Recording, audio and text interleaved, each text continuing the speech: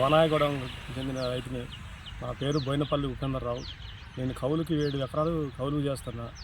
పత్తి గింజలు పెట్టాము. ఈ అటు ఇటు కాని వానలు కురిసి అసలు మొలవకుండానే పోయినాయి.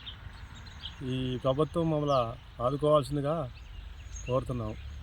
మొలకలు తయారు చేసాము. ఇప్పుడు మొలక చిరకార్త కూడా అయిపోవచ్చింది. ఆరుద్ర కార్త ఇక ఈ 2-3 రోజుల్లో తగలొస్తుంది. ఇంకా వర్షాలు కురవట్లేదు.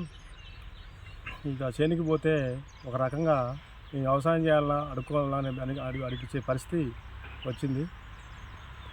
దుక్కులు తయారు చేసాము. మొలకసిర కార్తెలో గింజలు పెట్టాము. మొలకసిర కార్తె వెళ్ళిపోవస్తున్నా కూడా మాకు ఇంకా వర్షపాతం కురవట్లేదు. నైరుతి ఋతుపవనాలు బాగానే ఉన్నాయి అన్నారు ఈ సంవత్సరం. మొత్తం ఎక్కడ ఏం వర్షం లేక ఈ మొలకలు వచ్చినవి కూడా ఎండిపోయినాయి. వచ్చినాయి. మొలకసిర కార్తెలో మేము పత్తి గింజలు పెట్టాము. అంత 15 రోజులు అవుతుంది. ఇంతవరకు వర్షం అనేది ఇంతవరకు ఒక చినుకు కూడా పడలేదు. 15 రోజుల నుంచి మేము వర్షాభావం కోసం చూస్తున్నాం. మునుగోలు కొద్దిగా వర్షాలు వస్తే మేము ఆ పత్తి దిగుబడి కూడా బాగా వస్తుందని మేము ముందు పెట్టాము. అయినా ఇప్పుడు ఇంతవరకు ఒక చినుకు పడలేదు. పెట్టిన గింజలు కొట్లిపోతున్నాయి. ఇంతవరకు ఒక చినుకు కూడా రావటం లేదు. దీనివల్ల ముందు మళ్ళీ వర్షం ఇప్పుడు ఏమైనా వస్తే మాకు కొంచెం బాగుంటుందని కోరుకుంటున్నాం.